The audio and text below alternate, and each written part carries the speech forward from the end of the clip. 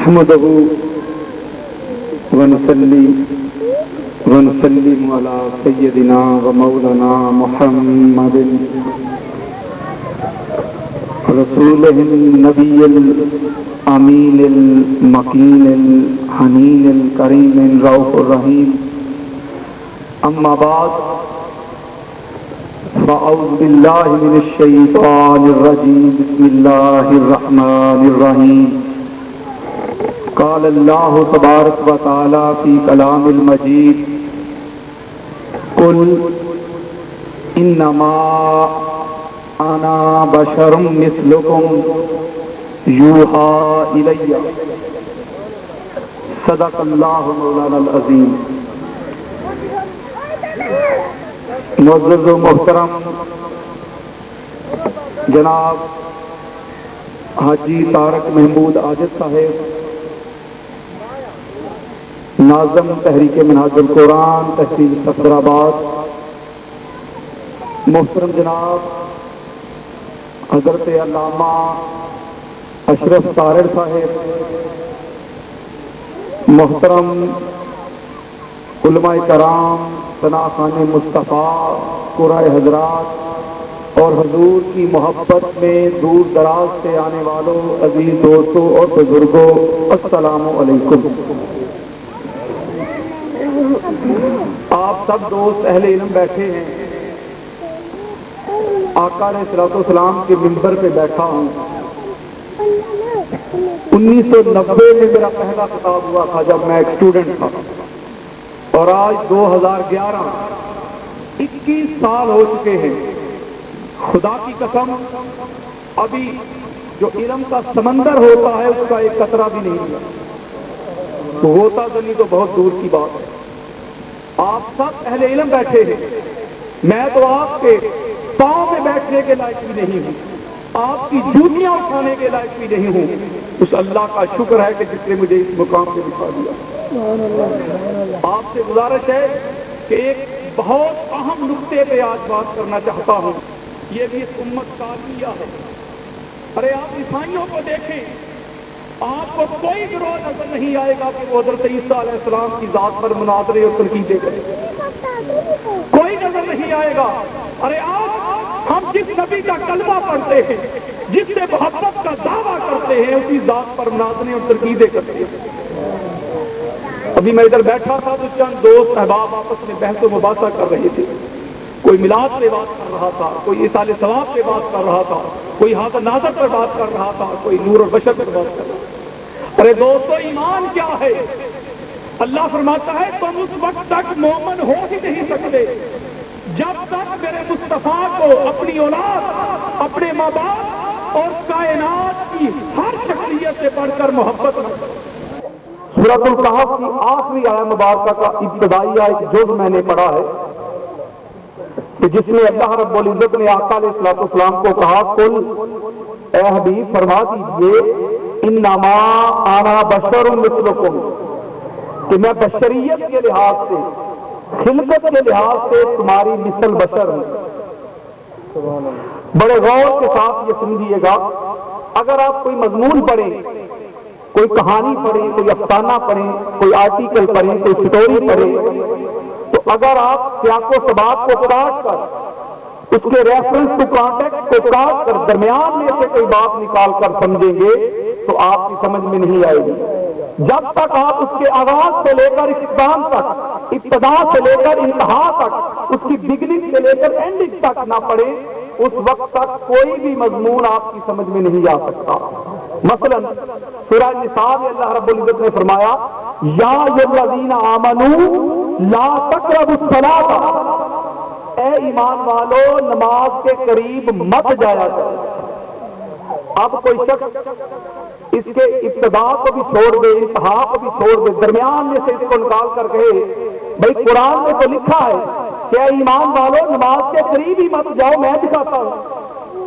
تو لکھا ہے تو جو اہل علم ہوں گے اسے کہیں گے ارے نادان، تو نے اس کو سیاق و سباق سے کاٹ کر اس جملے کو تو پڑھ لیا کہ نماز کے قریب مت جاؤ، آگے میں تو پڑھ وَأَنْتُمْ سُكَارَىٰ، جب تم نشے کی حالت میں.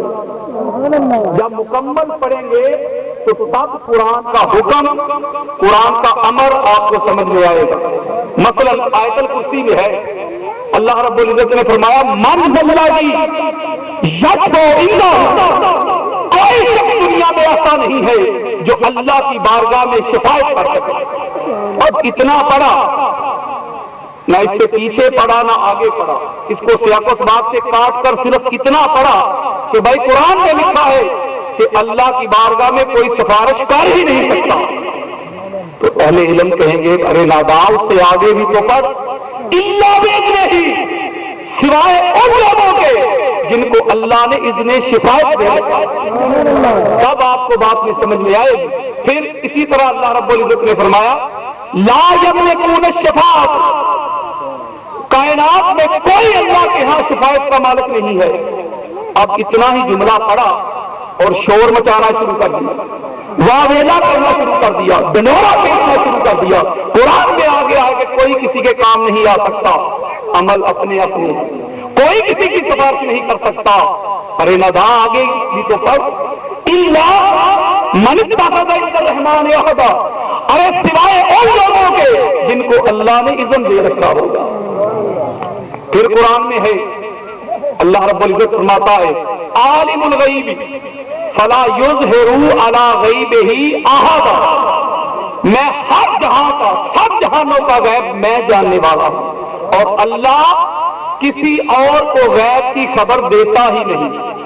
بس اتنا جملہ پڑھ لیا اور آگے شور مچانا شروع کر دیا کہ بھئی اللہ نے قرآن میں کہہ دیا ہے کہ اس کے سوا کسی کے پاس غیب کا علم ممکن ہی نہیں ہے کہ کسی اور کے پاس غیب کا علم ہو۔ تو اہل علم کہیں گے ارے ندا اتنا تو تو نے پڑھ لیا، آگے بھی تو پڑھ، الا من ارتضی من رسول، سوائے اپنے محبوب مصطفیٰ، وہ بات تجھے نظر نہیں آتی؟ ارے سیاق و سباق سے درجنوں حوالے ہیں، قرآن مجید کی ایسی آیات ہیں، لیکن وقت بہت محدود ہے کہ اگر آپ سیاق و سباق کو کاٹ کر کسی بات کو سمجھنے کی کوشش کریں گے تو وہ بات آپ کی سمجھ میں نہیں آئے گی۔ آپ آسان سی ہے مباحث کا بات، اس مقام پہ اللہ رب العزت نے آقا علیہ الصلوۃ والسلام کو کیوں کہا کہ پیارے ان کافروں کو کہہ دیجیے انا بشر مثلکم، کہ میں خلقت کے لحاظ سے تم جیسا ہوں۔ اب الحمد والناس تک پورا قرآن پڑھیں، آقا علیہ الصلوۃ والسلام جب بھی کفار کو اللہ کی توحید کی دعوت دیتے، اللہ کی وحدانیت کی طرف بلاتے اور کہتے کہ اے کافرو، جو تم نے 360 خدا بنا رکھے ہیں، یہ لات منات عزا و ہبل، یہ جو تم نے معبود بنا رکھے ہیں، اپنے ہاتھوں سے تراشے ہوئے تم نے خدا بناتے ہیں، یہ تمہارے معبود نہیں ہو سکتے، تمہارا معبود صرف وہ اللہ ہے۔ جب آقا علیہ السلام کفار کو اللہ کی وحدانیت کی طرف بلاتے تو قرآن شاہد ہے، تو کافر انکار کرتے اور کیا کہتے؟ سورہ بنی اسرائیل اس کی آیت نمبر 94، فقالوا ابعث اللہ بشرا رسولا، کیا اللہ نے اس بشر کا رسول بنا دیا ہے جو ہمارے درمیان رہتا ہے، ہمارے درمیان اٹھتا بیٹھتا ہے، کھاتا ہے، پیتا ہے، بازاروں میں چلتا ہے، عبداللہ کا بیٹا ہے، یہ کیسے ہو سکتا ہے ایک بشر رسول بن جائے؟ تو کافر انکار آقا علیہ السلام کی نبوت کا کرتے تھے، کس وجہ سے؟ کہتے تھے کہ یہ بشر ہے، گویا ان کے گمان میں تھا، ان کے اعتقاد میں تھا کہ بشر رسول نہیں ہو سکتا، سوچتے وہ بھی یہی تھے۔ آقا علیہ السلام کی نبوت کا انکار بشر کیسے کرتے تھے؟ ارے اس سے اگلی جو مدعا ستایا مبارکہ ہے اللہ رب العزت نے اس کا رد کر دیا، سورہ بنی اسرائیل آیت نمبر 95، اللہ نے فرمایا کل لو کان فی الارض ملائکۃ یمشون، اے پیارے ان سے کہہ دو یہ اس وجہ سے تیرا انکار کرتے ہیں کہ تو رسول نہیں ہو سکتا کیونکہ تو بشر ہے۔ اگر تو یہ معاشرہ فرشتوں کا ہوتا، ارے کردار تمہارا سنوارنا ہے، اخلاق تمہارا سنوارنے ہیں، صراط تمہیں دینا ہے، گمراہی سے تمہیں نکالنا ہے، تہذیب تمہیں دینی ہے، اٹھنے بیٹھنے کا طریقہ تمہیں سکھانا ہے، اور یہ معاشرہ انسانوں کا ہے، فرشتوں کا نہیں۔ اللہ نے فرمایا کہ اگر اس دنیا میں فرشتے چلتے مطمئنین، اگر اس میں سکونت پذیر ہوتے، آگے سنیے، اللہ نزلنا علیہ من السماء ملکا رسولا، اے میرے مصطفیٰ کو بشر بشر کہہ کر اس کی رسالت کا رد کرنے والوں سنو، اگر یہ معاشرہ، اگر یہ سوسائٹی ارے بشروں کی نہیں ملائکہ کی ہوتی تو ہم ملک کو، فرشتے کو ہی نبی بنا کر بھیج دیتے، لیکن یہ معاشرہ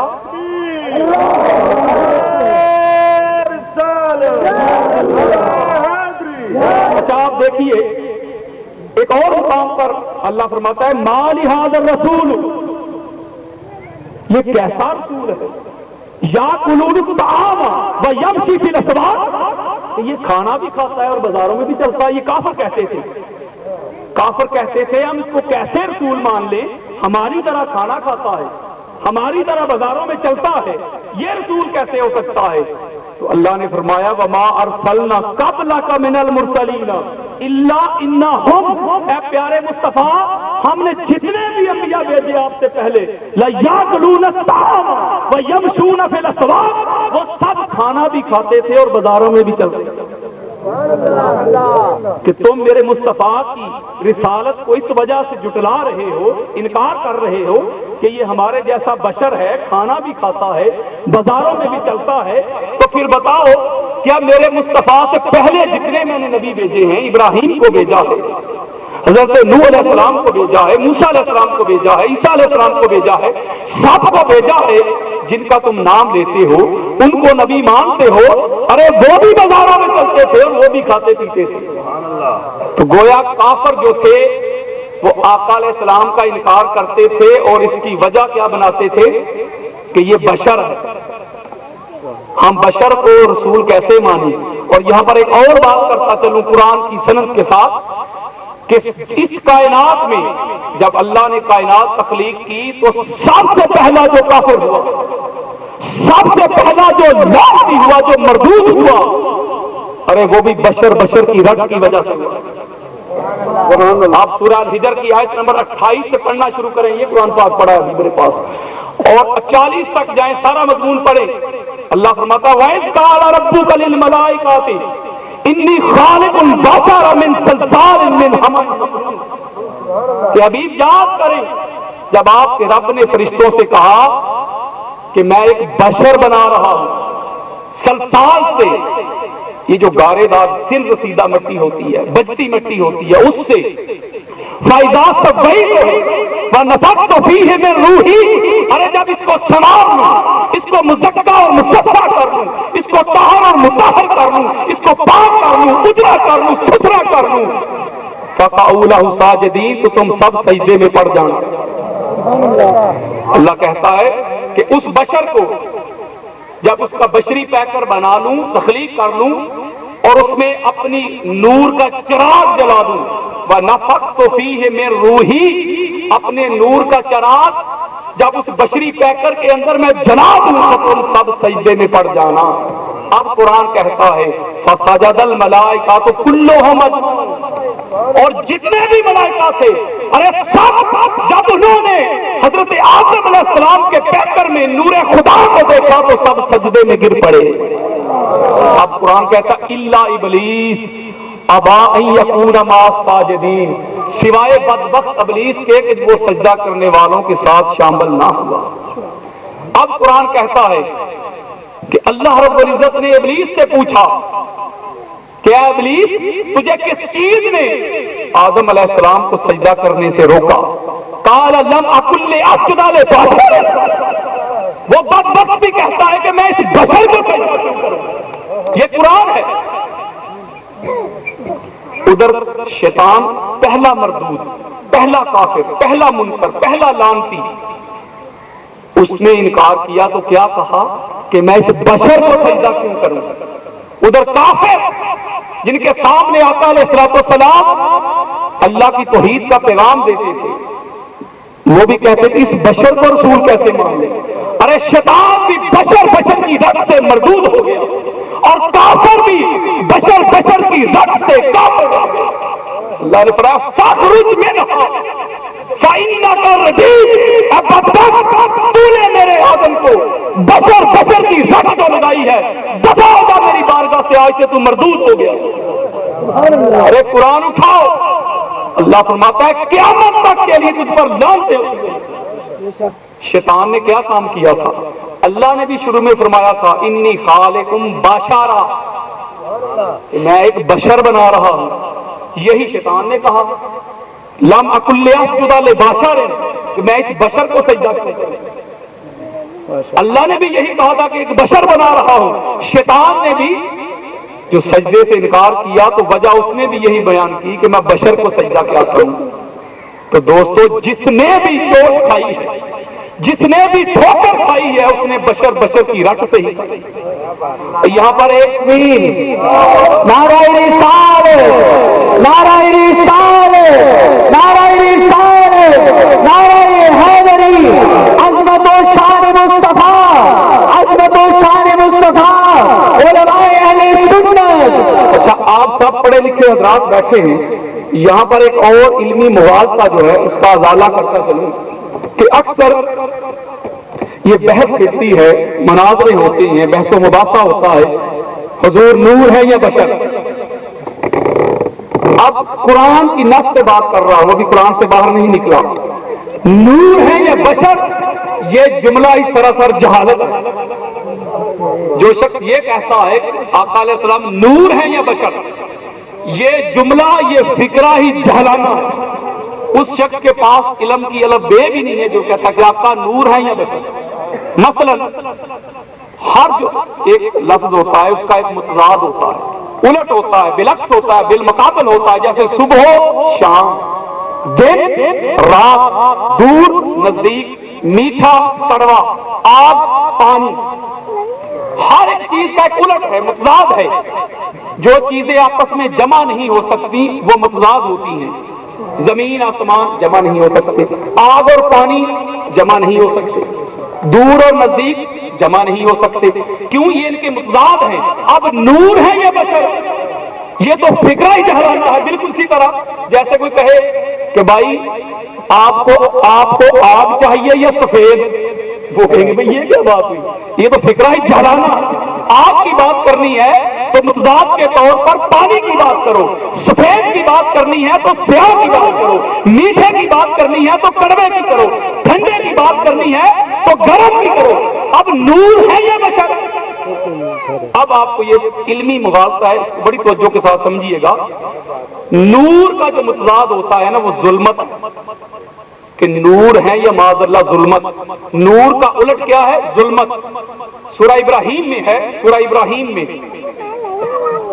غالباً اس کی آیت نمبر 5 یا 8 ہے، اس میں اللہ رب العزت نے حضرت موسیٰ علیہ السلام کا ذکر کیا ہے. فرمایا وَلَقَدْ أَرْسَلْنَا مُوسَىٰ بِآيَاتِنَا أَنْ أَخْرِجْ قَوْمَكَ مِنَ الظُّلُمَاتِ إِلَى النُّورِ، کہ ہم نے موسیٰ علیہ السلام کو بھیجا اپنی نشانیاں دے کر کہ اے موسیٰ تو اپنی قوم کو ظلمت سے نکال کر نور کی طرف لے جا. اسی سورہ کی جو ویری فرسٹ آیا مبارکہ ہے، پہلی آیت سورہ ابراہیم کی، اللہ رب العزت نے آقا علیہ السلام کو بھی مخاطب کیا ہے اور فرمایا لِتُخْرِجَ النَّاسَ مِنَ الظُّلُمَاتِ إِلَى النُّورِ. اے پیارے مصطفیٰ آپ ساری انسانیت کو ظلمت سے نکال کر نور کی طرف لے جائیں. گویا ظلمت سے نکال کر نور کی طرف لے جانا. اب نور سے متبادل جو ہے نور کا وہ ظلمت ہے، یہ بھی سمجھ لیں قرآن سے. سورہ بقرہ اس کی آیت نمبر 257 اللہ فرماتا ہے اللہ ولی الذین آمنوا، اللہ ولی ہے ایمان والوں کا، یخرجوہم من الظلمات الی النور، کہ اللہ ایمان والوں کو ظلمت سے نکال کر نور کی طرف لے جاتا ہے. پھر آگے سنیں فرمایا والذین کفروا، اور وہ لوگ جو کافر ہوئے، اولیاءہم طاغوت، ان کے مددگار شیطان ہیں، یخرجونہم من النور الی الظلمات، وہ ان کو نور سے نکال کر ظلمت کی طرف لے جاتے ہیں. تو گویا یہ بات بالکل اصغر من الشمس ہو گئی کہ نور کا جو اپوزٹ ہے، جو بالمقابل ہے، جو متضاد ہے، وہ ظلمت ہے. اور ظلمت کا جو اپوزٹ ہے، جو اس کے بالعکس ہے، بالمقابل ہے، وہ نور ہے. تو نور ہے یا بشر، یہ فکرہ ہی جہلانہ ہے. اب آپ کہیں گے کہ نور کا تو اپوزٹ ہو گیا ظلمت، بشر کا کیا ہے؟ تو بشر کا جو بالمقابل ہے وہ قرآن سے ثابت ہے، وہ ہے ملک، فرشتہ. اسی طرح جیسے سورہ بنی اسرائیل میں اللہ نے فرمایا کہ وہ کافر انکار کرتے ہیں پیارے اس وجہ سے اب اللہ بشر رسولا، کیا اللہ نے اس بشر کو رسول بنا دیا ہے؟ تو اس کے جواب میں کیا کہا اللہ نے؟ قل لو کان فی الارض ملائکۃ یمشون، ارے بشر ہی کو تو بناؤں گا، اگر ملک ہوتے تو پھر ملک کو بھیج دیتا۔ تو گویا بشر کا الٹ کیا ہوا؟ ملک۔ سورہ اعراف میں ہے جب شیطان نے حضرت آدم علیہ السلام اور حضرت حوا رضی اللہ تعالی عنہا سلام اللہ علیہا ان کو بہکانے کی کوشش کی تو پتہ کیا کہا سورہ اعراف؟ اسے کہا کہ اگر تم یہ جو گندم ہے اس کو کھا لو گے، یہ جو پھل ہے اس کو کھا لو گے تو تم بشر ہو، ان تکون ملکین، تو تم ملک بن جاؤ گے، بشر سے ملک بن جاؤ گے۔ گویا بشر جو ہے اس کا جو بالمقابل ہے وہ ملک ہے، فرشتہ۔ تو یہ بات بالکل واضح ہو گئی کہ نور یا بشر، یہ فکرہ ہی غلط ہے۔ نور اور بشر میں ٹکراؤ نہیں ہے، جس طرح صبح اور شام میں ٹکراؤ تھا، دن رات میں ٹکراؤ تھا، آگ اور پانی میں ٹکراؤ تھا، نور اور بشر میں ٹکراؤ نہیں ہے۔ یہ ثابت ہوا کہ نور اور بشر ایک ذات میں ایک ہستی میں جمع ہو سکتے ہیں۔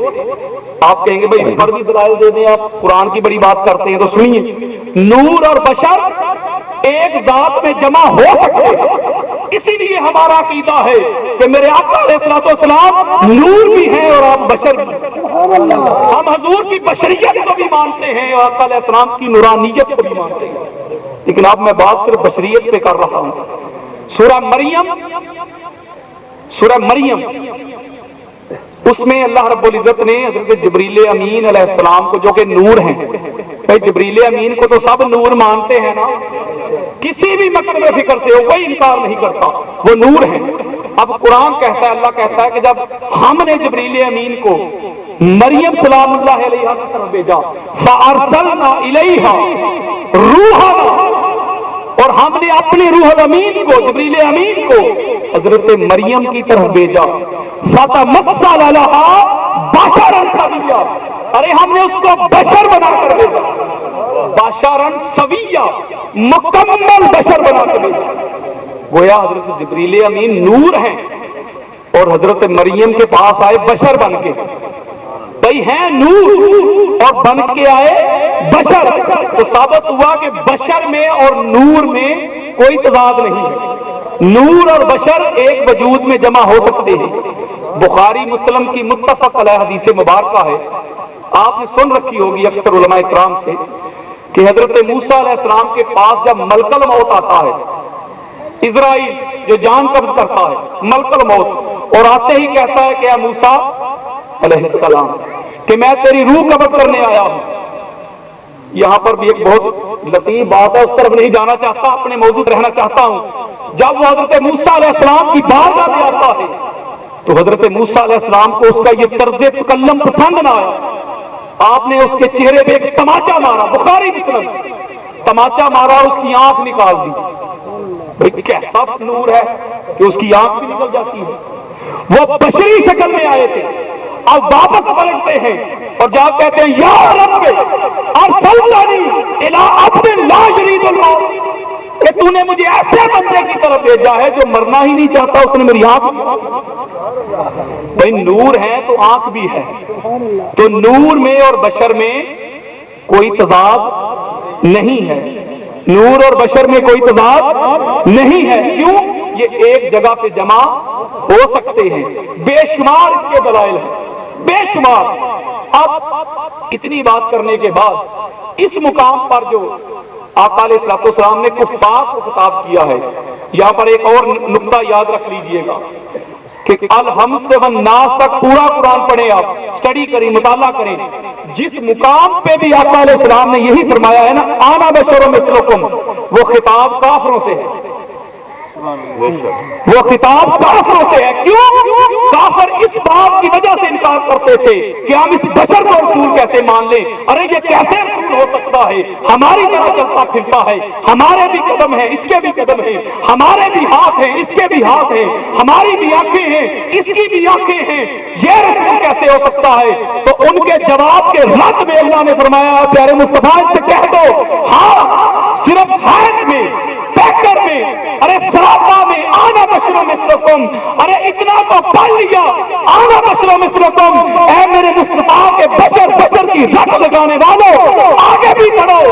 فرمایا یوحا الیہ، ارے ہاں میں بھی بشر ہوں تم بھی بشر ہو، تم پلید کے پلید تم نپاک کے نپاک. اور اللہ نے مجھے اتنا اجلا کر دیا، مجھے اتنا ستھرا کر دیا، مجھے اتنا آٹا کر دیا، مجھے اتنا مزکہ کر دیا، مجھے اتنا مصفا کر دیا، مجھے اتنا طاہر کر دیا، مجھے اتنا مطہر کر دیا کہ اللہ کا کلام میرے دل پہ نازل ہوتا ہے. نعرہ رسالت، نعرہ رسالت، نعرہ حیدری، نعرہ حیدری، عظمت و شان مصطفیٰ، علماء اہل سنت. اور بشر کی رٹ لگانے والوں تم کہتے ہو کہ میں تمہارے جیسا ہوں. ارے وہ قرآن سورہ الحشر لو انزلنا هذا القرآن على جبل لرأيته خاشعا متصدعا من خشية الله. اگر یہ قرآن ہم کسی پہاڑ میں نازل کرتے تو اس قرآن کی ہیبت سے، اس کے خوف سے، اللہ کی خشیت سے وہ ریزہ ریزہ ہو جاتا. اگر اللہ کہتا ہے کہ پہاڑ پر قرآن اتارتا تو وہ ریزہ ریزہ ہو جاتا، اور وہ قرآن اللہ نے آقا علیہ السلام کے قلب اطہر پہ نازل کر دیا. یوحا الیہ. پھر ایک اور بات جو کرنا چاہتا ہوں کہ بشریت بشر ہونے میں آقا علیہ السلام نے کسی مقام پر بھی یہ نہیں فرمایا آنا مثلکم کہ میری ذات تمہارے جیسی ہے. نہ، انما کلمہ حصر ہے، انما انا بشر مثلکم. ارے میں صرف خلقت کے لحاظ سے، اس ظاہری سراپا کے لحاظ سے تم جیسا ہوں. حالانکہ اس کے اندر اللہ کے نور کا چراغ جل رہا ہے. اس کی مثال آپ کو سمجھاتا ہوں کہ قرآن جو ہے، قرآن نور ہے. قرآن کیا ہے؟ نور ہے. قرآن مجید میں بے شمار مقامات پہ اللہ رب العزت نے قرآن کو نور کہا، بے شمار مقامات پر. اچھا قرآن نور ہے، یہ کیسا نور ہے؟ اس کی جلد بھی ہے، اس کے اوراق بھی ہے، سیاہی بھی ہے. گویا قرآن کی جو حیت ہے، جو سراپا ہے، وہ مادی ہے. قرآن نور ہے. اللہ کہتا ہے یہ نور ہے. اس کی اتبعوہ کہ اس کی اتباع کرو، نور اللہ دی جو ہم نے اتارا ہے. یہ نور اللہ قرآن میں کہتا ہے سورہ راف میں کہ اس نور کی پیروی کرو. قرآن کو کہا نور. یہ کیسا نور ہے؟ اس کی جلد بھی ہے، اوپر غلاف بھی ہے، سیاہی بھی اس میں استعمال ہوتی ہے، الفاظ بھی استعمال ہوتے ہیں. گویا سامنے ظاہراً یہ مادی ہے. تو نور کیا ہے؟ نور اس کے احکامات ہیں.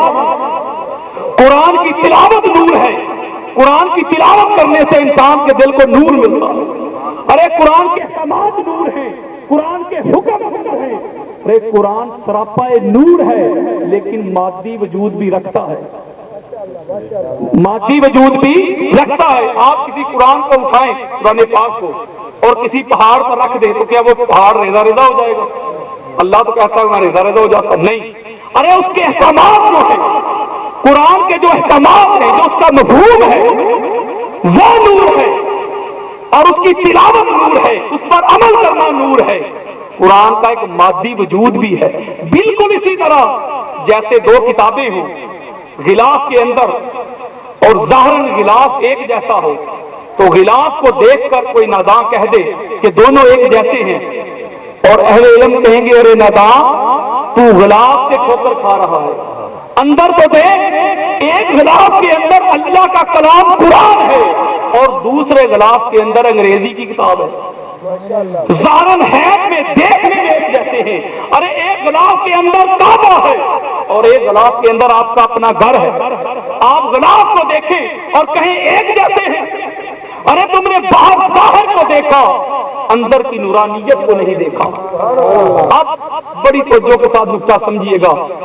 امام ابو سعد نیشاپوری رضی اللہ تعالی عنہ وہ روایت کرتے ہیں شرف المصطفیٰ میں. امام قسطلانی المواہب اللدنیہ میں روایت کرتے ہیں.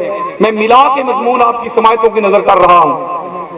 حضرت عبداللہ ابن مبارک جو امیر المومنین فی الحدیث ہے وہ روایت کرتے ہیں حضرت قتادہ سے کہ جب اللہ رب العزت نے آقا علیہ السلام کے بشری وجود کو تخلیق کرنا چاہا، بات کر رہا ہوں بشری پیکر کی، نورانیت کی بات نہیں کر رہا، بشری پیکر کو جب تخلیق کرنا چاہا، نادا جبریل تو جبریل امین کو بلایا، اے جبریل ملائکہ کے ساتھ زمین پہ چلا جا اور جا جو زمین کا نور ہے اللہ ہے جلال وہ مٹی لے گیا.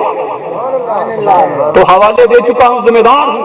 حضرت جبریل امین ملائکہ کے ساتھ آتے ہیں جہاں آج آقا علیہ السلام آرام فرما رہے ہیں، جو ریاض الجنہ ہے، ما بین بیتی و منبری روضۃ من ریاض الجنہ. ارے لوگوں میرے حجرے سے لے کر میرے منبر تک جتنی جگہ ہے اس کو زمین کا ٹکڑا مت سمجھنا، وہ جنت کا باغ ہے، وہ جنت کا حصہ ہے، وہ جنت کا ٹکڑا ہے، وہ ریاض الجنہ ہے. تو جنت خود نور ہے. بھائی بولیے نا، جنت خود نور ہے. ارے آقا علیہ السلام کی جب بشری پیکر ہونے تخلیق ہونے کی باری آئی تو اللہ نے فرمایا کہ جبریل جا جو جنت کا نور ہے وہاں کی مٹی لا. حوالے دے چکا ہوں. جبریل امین اس ریاض الجنہ کی مٹی جا کر لے کے اللہ کی بارگاہ میں پیش کر دیتے ہیں. اب امام ابو سعد نیشاپوری، امام قسطلانی المواہب اللدنیہ، حضرت عبداللہ ابن مبارک کا روایت حضرت قتادہ آپ روایت کرتے ہیں اس جنت کی مٹی کو پھر جنت کی انہار میں دھویا گیا، اس کو طاہر مطہر کیا گیا، مزکا کیا گیا، مصفا کیا گیا، صاف کیا گیا، اجلا کیا گیا، ستھرا کیا گیا. پھر اس کے بعد اس مٹی کو اللہ کے سامنے پیش کیا گیا. اب آگے سنیے، اللہ رب العزت نے 12,000 سال تک ارے بشر کا رولا ڈالنے والوں، بشر کی کپ ڈالنے والوں، بشر کا معاوضہ کرنے والوں سنو، 12,000 سال تک اللہ رب العزت نے آقا علیہ السلام کی اس مٹی کو اپنی انواروں کی جلیات میں رکھا. ارے اپنے انواروں کی جلیات کے پرداؤ میں رکھا، اپنے حجاب رحمت میں رکھا، اپنے حجاب غفوریت میں رکھا، اپنے حجاب کرم میں رکھا، اپنے حجاب فضل میں رکھا، اپنے حجاب رحمت میں رکھا. 12,000 سال تک اس مٹی پر اللہ کے انواروں کی جلیات کی یوں کرنیں پڑتی رہی کہ پھر وہ آجا فائزہ سبحیتہ ونبعثہ فیہ من روحی. اتنا اجلا کر دیا، اتنا ستھرا کر دیا. پھر اس کے بعد آقا علیہ السلام کی تخلیق ہوئی. پھر ایک اور بات کرتا چلوں، انسان جو ہے، ہم جو ہے، ہمارا وجود کثیف ہے، ہم اہل کثافت ہیں. ہم ادھر باہر دھوپ میں کھڑے ہوں، سورج کی طرف منہ کریں تو دوسری طرف ہمارا سایہ بن جاتا ہے. کیوں بنتا ہے؟ ہمارا وجود جو ہے وہ کثیف ہے. سورج کی جو روشنی ہے، سورج کی جو کرنیں ہیں وہ ہمارے جسم کے درمیان سے گزرتی نہیں، اس کا ریفلیکٹ نہیں ہوتی. اسے کیا کہتے ہیں؟ ٹرانسپیرنٹ. وہ ٹرانسپیرنٹ نہیں ہے ہمارا وجود. کیوں؟ ہم غلاظتوں سے بھرے ہوئے ہیں. ارے ہم پاک طاہر اور مطہر رزق کھاتے ہیں، وہ رزق بھی ہمارے اندر جاتا ہے تو پلید ہو جاتا ہے. کیوں؟ اندر سے ہم پاک نہیں ہیں، ہم کثیر ہیں. اس لیے سورج کے سامنے کھڑے ہوتے ہیں تو سورج کی کرنیں ہمارے جسم سے گزرتی نہیں تو سایہ بن جاتا ہے. ارے آپ بھی آنا بشرا مثلکم کی بات بتاؤ گے. ارے وہ اتنا آتا ہے، اتنا نفیس ہے، اتنا لطیف ہے، اتنا مصفا ہے، اتنا مصطفیٰ ہے، اتنا طاہر ہے، اتنا مطہر ہے. میرے مصطفیٰ کے جسم پر نہ مٹی بیٹھتی تھی نہ سایہ بنتا.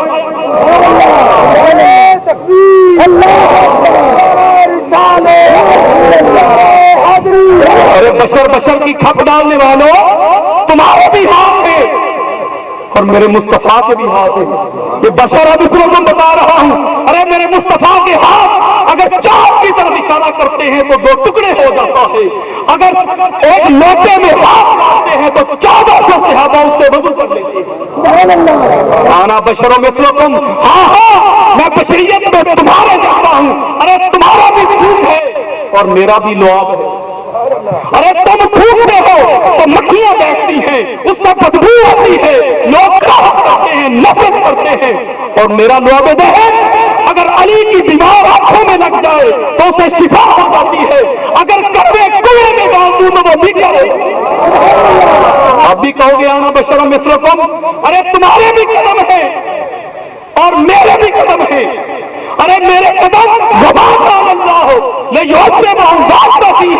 اے پیارے مصطفیٰ، زمین کے جس خطے میں تیرے قدم آ جاتے ہیں تیرا خدا اس کی آواز ہی نہ دے.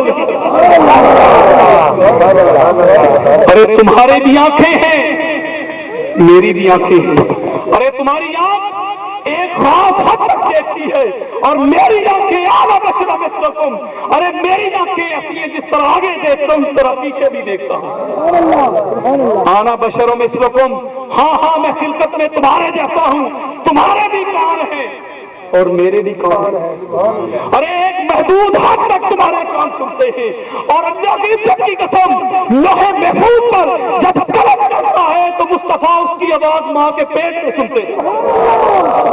آنا بشر مثلکم، آقا علیہ الصلوۃ والسلام بخاری مسلم کی معروف حدیث مبارکہ، بخاری مسلم کی آقا علیہ الصلوۃ والسلام کی معروف حدیث آپ سب نے سن رکھی ہوگی. صحابہ اکرام نے وصال کے روزے رکھنے شروع کر دیے. آقا علیہ السلام بھی وصال کے روزے رکھتے تھے بغیر سحری اور افطاری، تسلسل کے ساتھ. جب صحابہ اکرام نے بھی رکھنے شروع کر دیے تو وہ کمزور ہو گئے. آقا علیہ الصلوۃ والسلام نے کہا کہ میرے صحابہ، میں تمہیں کمزور دیکھ رہا ہوں، ضعیف دیکھ رہا ہوں، تم ناتواں ہو چکے ہو، کمزور ہو چکے ہو، کیا بات ہے؟ تو صحابہ کہتے ہیں یا رسول اللہ ہم وصال کے روزے رکھتے ہیں. تو آقا علیہ الصلوۃ والسلام نے کہا خبردار وصال کے روزے رکھا. تو حدیث کے الفاظ پہ غور کرو.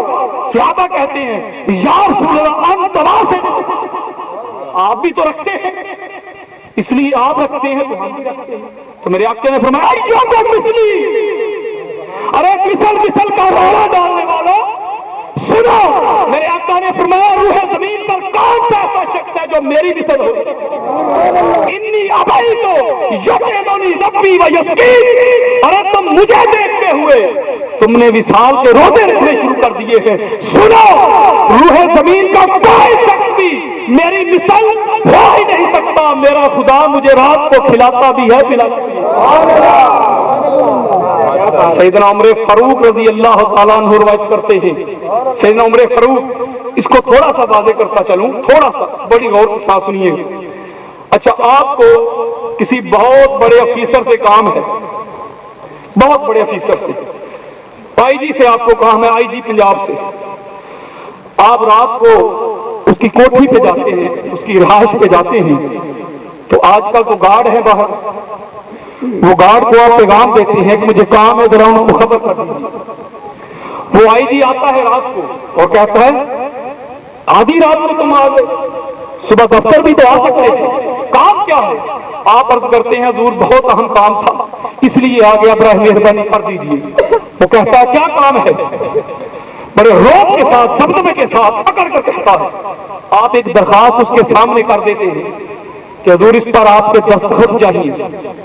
وہ وہی کھڑے کھڑے دستخط کر دیتا ہے کہ جاؤ وقت پہ آیا کرو. آپ واپس پلٹاتے ہیں، دوستوں کو کہتے ہیں کہ بہت بڑا آفیسر ہے، کام تو اس نے کر دیا لیکن تھا بہت بڑا، بہت روب تھا، بہت دبدبا. اب آپ کو اس سے بھی بڑے آفیسر سے کوئی کام ہے، گورنر سے کام پڑ گیا آپ کو، گورنر پنجاب سے. آپ اس کی رہائش گاہ پہ پہنچتے ہیں، اسے کہتے ہیں کہ حضور کام ہے. اب وہ کہتا ہے کہ بھائی آپ نے آدھی رات کو تکلیف کیوں کی، آپ دن کو آ جاتے. اچھا اب آ ہی گئے ہیں تو آئیں میں ڈرائنگ روم کا دروازہ کھولتا ہوں، بیٹھک میں آپ کو بٹھاتا ہے، کہتا ہے کام بعد میں ہوگا، پہلے یہ بتائیے آپ ٹھنڈا لیں گے نا؟ آپ کو اپنے ہاتھوں سے چائے بنا کے دے، آپ کو کہتا ہے بتائیے کیا کام ہے، میں آپ کا خادم، میں آپ کے لیے بیٹھا ہوں، جب جی چاہے آ جائیں کریں۔ آپ پریشان ہو جاتے ہیں، بھائی اتنا بڑا مصر ہے، اور سین کر دیتا ہے، واپس آ جاتے ہیں، پھر انہی دوستوں سے ملتے ہیں، اور آپ کہتے ہیں بھائی نام تو بہت سنا تھا کہ بہت بڑا ہے، بڑا والی تو اس میں بات ہی کوئی نہیں، بار بار کہتا تھا میں تمہارا بھائی، میں تمہارا تابع دار، جب بھی کام ہو آ جایا کرے۔ اگر آپ کے ہاں بڑا ہونا اس کا معیار یہ ہے تو پھر آپ کی سوچ میں ان للہ و انا الیہ راجعون، پھر آپ کو خبر نہیں کہ بڑا کسے کہتے ہیں۔ ارے وہ جس کی گردن اکڑی رہی، وہ جس میں رونق تھی، اہانت تھی، اکڑ تھا، غرور تھا، تکبر تھا، اس کو آپ نے بڑا سمجھ لیا۔ ارے وہ جو اس سے بھی بڑا تھا، ارے اس کا اخلاق ایسا تھا، کردار ایسا تھا، خلق ایسا تھا، آپ کو محبت کے ساتھ ملا تاکہ آپ کا ڈر ختم ہو جائے، آپ کے جیسا بن کے ملا تاکہ آپ کا ڈر ختم ہو جائے، اور آپ کہتے ہیں وہ بڑا ہی۔ ارے بشر بشر اور مثل و تم کی رالا ڈالنے والوں، کھپ ڈالنے والوں، سنو، ارے میرے مصطفیٰ کا مقام کیا جانتے ہو؟ آپ فرماتے ہیں یا رب یعرفنی حقیقت ربی، اے صدیق اکبر میری حقیقت کو میرے رب کے سوا کوئی جان ہی نہیں سکتا۔ ارے مقام ایسا ہے کہ سبحان اللہ خبر اللہ پکان کا بقوسین او ادنا۔ ارے ایک طبقہ کہتا ہے کہ نور، دوسرا کہتا ہے کہ بشر ہے۔ ارے معراج کی رات سدرۃ المنتہا میں جبریل امین جو نور ہے، نورانیت بھی سدرۃ المنتہا پہ رک گئی، اور بشریت، یہ سارا عالم بشریت جب میرے آقا مقام کی آخری حد پہ کھڑے تھے تو سراپا لامقام میں تھا، سارا عالم بشریت میرے مصطفیٰ کے قدموں میں تھا، اور سارے عالم نورانیت میرے مصطفیٰ کے قدموں میں تھا۔ سننا دینا سبحان اللہ فکان کا قوسین او ادنا۔ ارے مقام ایسا ہے۔ امام شرانی الجواقیت الجواہر، امام شرانی آپ کہتے ہیں کہ آقا علیہ السلام نے فرمایا جب میں معراج کی رات اللہ رب العزت کی بارگاہ میں پہنچا، جب میں نے مقام اور لا مقام کی پابندیاں قرآن، جب اللہ کے قریب پہنچا تو آواز آئی کس یا محمد، اے پیارے مصطفیٰ، مکہ اور مدینہ کی وادی سے چل کر تو آیا ہے، اب اپنے مقام پر، اپنے ڈسٹنس پر، اپنی جگہ پہ رک جا، ان ربا کا یصلی، تیرا خدا خود آگے بڑھ کر تیرا استقبال۔ ارے مقام وہ ہے، رفعت وہ ہے، عظمت وہ ہے، مقام وہ ہے، بلندی وہ ہے، عظمت وہ ہے کہ خدا آگے بڑھ کر استقبال کرے۔ اور ہمارے درمیان اس لیے کہا اے میرے صحابہ میں تمہارا بھائی ہوں، ارے مجھ سے جھجک نہ کرو، مجھ سے پریشان نہ ہوا کرو، گھبرایا نہ کرو۔ کیوں؟ اگر آقا بڑے بن کر ملتے تو پھر درمیان میں ایک پردہ حائل ہو جاتا۔ آقا علیہ الصلوۃ والسلام نے فرمایا کہ لوگوں سنو، میں تمہارے مثل نہیں۔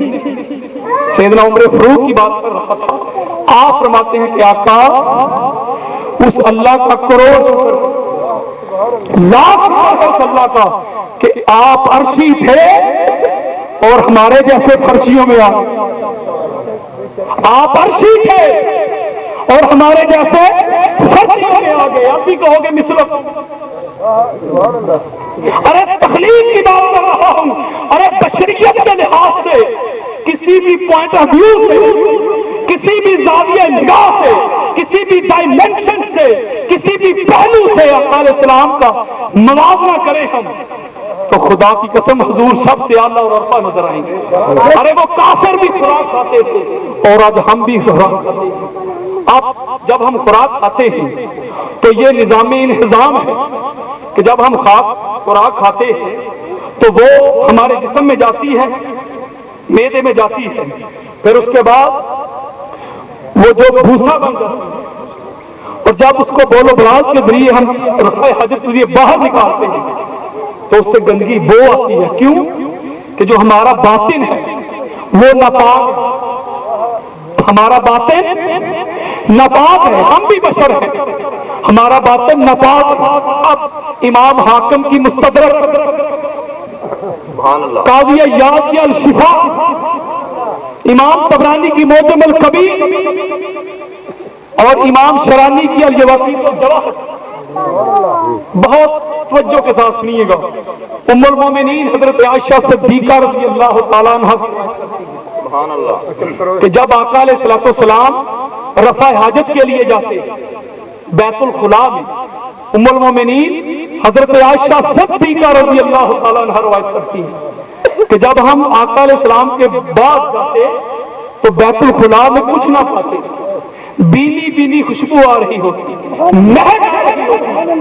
آپ کہتی ہیں میں نے آقا علیہ السلام سے پوچھا یا رسول اللہ جب آپ رفع حاجت کے بعد آتے ہیں تو وہاں ہم کچھ نہیں پاتے سوائے خوشبو کے. تو میرے آقا فرماتے ہیں کہ عائشہ جو ہمارے حضرات ہوتے ہیں اس کو زمین نگل لیتی ہے، وہ طاہر ہوتے ہیں مطہر. اور اے بشر کی بات کرنے والوں، تمہیں بھی پسینہ آتا ہے اور ہمیں بھی پسینہ آتا ہے. ہمیں پسینہ آئے تو ہمارے جسم سے بدبو آتی ہے، ہمارے اپنے بیٹے بیٹیاں دور چلے جاتے ہیں، جن سے محبت کرتے ہیں وہ دور ہو جاتے ہیں. اور مصطفیٰ کا پسینہ ایسا کستوری اور عنبر کی خوشبو بھی ایسا پسینہ. انس بن مالک رضی اللہ تعالیٰ عنہ روایت کرتے ہیں، صحیح مسلم کی حدیث ہے کہ آقا علیہ الصلوۃ والسلام کے پسینے مبارک کو میں نے ایک شیشے میں جمع کیا اور وصیت کی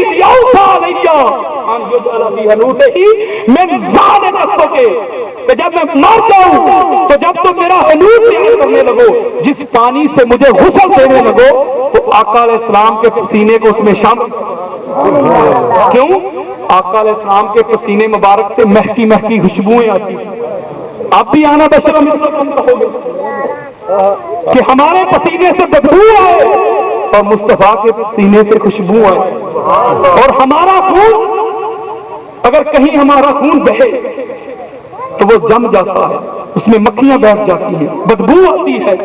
آؤ حضرت مالک بن سنان رضی اللہ عنہ، حضرت سیدنا ابو سعید خدری رضی اللہ تعالیٰ عنہ کے والد، غزوہ احد کی بات کر رہا ہوں کہ آقا علیہ السلام کا رخسار مبارک زخمی ہوا تھا، خون بہ رہا تھا، تو حضرت مالک بن سنان رضی اللہ تعالیٰ عنہ اپنی زبان سے آقا علیہ السلام کا خون پی رہے تھے، چوس رہے تھے. صحابی کہتے ہیں آپ تشرب ہوتے ہیں، اے مالک بن سنان کیا تو آقا علیہ السلام کا خون پی رہا ہے؟ تو وہ عاشق، وہ دیوانہ، وہ متوانا، وہ کہتا ہے نعم عاشق رسول اللہ، ہاں ہاں میں اپنے پیارے مصطفیٰ کا خون پی رہا. اب آگے سنو، آقا علیہ السلام نے اس کا یہ جواب سن کر یہ نہیں فرمایا کیا کر رہا ہے، یہ تو خون ہے، یہ تو گندا ہے، اس میں بدبو آئے گی، بلکہ میرے آقا نے فرمایا کھانا تو دمی میں دمے ہی لا تمسہ النار. ارے لوگوں سنو، میرے خون کے ساتھ جس کا خون مل گیا اس پر جہنم کی آگ حرام کر دی. ارے تمہارا قاضی عیاض الشفا میں روایت کرتے ہیں، امام حاکم طبرانی میں روایت کرتے ہیں. آخری بات کر رہا ہوں کہ آقا علیہ السلام ام ایمن ایک صحابیہ ہیں اور برکتہ ایک صحابیہ ہیں. دو مختلف روایتیں جمع کر کے جلدی جلدی سن لیجئے. قاضی عیاض الشفا میں، امام حاکم مستدرک میں، امام قسطلانی الموحب الدنیا میں جب آقا علیہ السلام کی طبیعت ناساز تھی تو آپ بستر پہ آرام فرماتے اور آپ نے بول مبارک کرنے کے لیے اپنے بستر کے ساتھ ایک بوتل رکھی ہوتی تھی جس میں آقا علیہ السلام بول مبارک کرتے تھے، پیشاب مبارک. حضرت ام ایمن رضی اللہ تعالیٰ عنہ روایت کرتی ہے کہ رات کو سوئی ہوئی تھی، رات کو مجھے پیاس ستائی، پیاس نے ستایا، پیاس کی شدت اتنی بڑی، میں اٹھی اور آقا علیہ السلام کے پاس جو بوتل ہوتی تھی میں نے اس کو پکڑا اور اس میں جو پانی تھا اس کی مہک اتنی تھی، خوشبو اتنی تھی کہ عنبر اور کستوری کی آگے ہیچ تھی اور میں نے وہ پی لیا. صبح علیہ کی بارگاہ میں جب میں نے کہا کہ یا رسول اللہ رات کو پیاس لگی تھی اور میں نے وہ پی لیا، اچھا بہت لطیف بات کرنے لگا ہوں، اگر ہمارا کوئی پیشاب ہے، اگر وہ کسی بوتل میں پڑا ہے، اس میں بدبو آئے گی کہ خوشبو آئے گی؟ بھائی بتائیے نا، بدبو آئے گی۔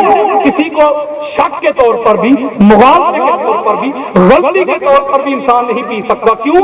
جب وہ قریب کرے گا تو بدبو آئے گی۔ حضرت ام ایمن رضی اللہ تعالیٰ عنہ جب انہوں نے آقا علیہ السلام کا بال مبارک پی لیا تو آپ روایت کرتی ہیں خدا کی قسم اس میں خوشبو کے کھلے آ رہے تھے، مہک آ رہی تھی، ارے کستوری اور امبرین کی خوشبو کیا ہوگی؟ فرمایا یا رسول اللہ میں نے وہ پی لیا تو میرے آقا نے فرمایا ام ایمن اب قیامت تک تجھے پیٹ کی بیماری کبھی نہیں ہوگی۔ کیوں؟ انفس ہے۔ ارے میرے مصطفیٰ کا ظاہر بھی انفس ہے، میرے مصطفیٰ کا باطن بھی انفس ہے۔ اس وقت کی کمی کے ساتھ ابھی تو اگر میں 100 درجے کروں نا تو 1 درجے کا 100واں حصہ بھی بیان نہیں کیا اللہ کے فضل سے، اور حضور شیخ الاسلام ڈاکٹر محمد طاہر القادری مدد اللہ علی کی نظر کرم سے ابھی 1 حصہ بھی بیان نہیں ہوا۔ زندگی رہی تو بیان ہوتے رہیں گے۔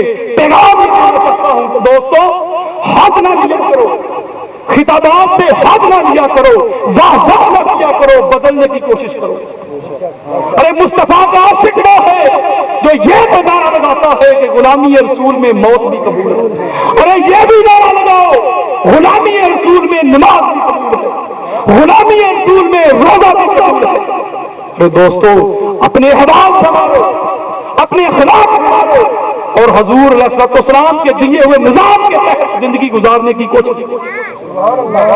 اور حقوق جو ہوتے ہیں وہ صرف مادی اور حصی نہیں ہوتے، حقوق فکری بھی ہوتے ہیں۔ اپنے فکر میں، اپنی سوچوں میں، اپنے تخیلات میں انقلاب کرو۔ اسی طرح ریاستہ کی معروف حدیث مبارکہ ہے کہ اگر تم ظلم دیکھتے ہو، اگر تمہیں ہاتھوں میں اتنی طاقت ہے، قوت ہے تو اسے ہاتھ سے روکو، اگر ہاتھوں میں قوت نہیں تو زبان سے روکو، اگر زبان کی طاقت بھی نہیں رکھتے تو دل میں برا جانو، اور جان لو کہ دل میں برا جاننا یہ کمزور ترین ایمان۔ آج آپ کے ملک پاکستان میں کیا کچھ نہیں ہو رہا، دہشت گردی کا بازار عروج میں۔ ارے کوئی شخص نہ اپنے گھر میں سلامت ہے، نہ اپنے روزگار میں سلامت ہے، نہ مسجد میں سلامت ہے، نہ امام بارگاہ میں سلامت ہے، نہ منظر میں سلامت ہے۔ سلامتی کے کام کو تر چکے ہیں ہم، اب کہ اسلام کہتے ہی اسے ہیں جو سلامتی والا۔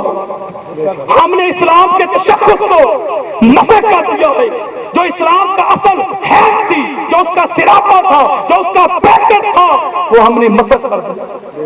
ارے ہم دوسروں پر ذمہ داری ڈالنے والے ہیں، ہم اپنے آپ پہ نہیں لیتے، ہم حکومت پہ ڈال دیتے ہیں، ہم اپنے گاؤں کے ممبر پہ ڈال دیتے ہیں۔ ارے ہم اگر ہر فرد اگر اپنی اصلاح کر لے، اگر اپنا محاسبہ کر لے تو کسی کی طرف انگلی اٹھانے کی ضرورت نہیں پڑتی، اور یہ اس وقت تک نہیں ہو سکتا جب تک ہم اپنے قلب میں، اپنے سینے میں حضور کی محبت نہیں کرتے۔ یہ بالکل اس وقت کی بات ہے، بہت آخری بات کر رہا ہوں، جب نمرود نے حضرت ابراہیم علیہ السلام کو آتش میں ڈالنے کے لیے وہ آگ بھڑکائی، وہ چکھا بھڑکائی تھی، تو ایک بلبل اپنی چونچ میں پانی کا قطرہ لے کے جا رہی تھی۔ حقائق ہے لیکن سبق آموز ہے۔ راستے میں سے کرکٹ اور اسے کہتی ہے کہ اے بلبل کہاں جا رہی ہے؟ وہ کہتی ہے میں آگ بجھانے کے لیے جا رہی ہوں۔ تو کرگس کہتی ہے تیرے ایک قطرے سے کیا آگ بجھ جائے گی؟ ارے وہ بلبل کہتی ہے میں جانتی ہوں، مجھے سمجھ ہے، فہم ہے، ادراک ہے کہ میرے قطرے سے آگ نہیں بجھے گی، لیکن روز محشر جب نامے اعمال کھولے جائیں گے تو میں آگ بجھانے والوں میں اٹھی جاتی ہوں، آگ لگانے والوں میں۔ ارے آپ کی دعوت سے، آپ کی شمولیت سے، آپ کی رفاقت سے اگر انقلاب نہیں آتا تو آپ اپنے ضمیر میں کہ مولا تو نے زندگی دی جتنی بھی دی، ہم تیرے اور تیرے رسول کی محبت میں، تیرے اور تیرے رسول کے دیے ہوئے نظام اللہ سے دعا کرتا ہوں کہ اللہ تبارک و تعالیٰ زندہ رکھے تو حضور کی محبت پر اور موت دے تو حضور کی محبت پر، فما علیہ الا البلاغ المبین۔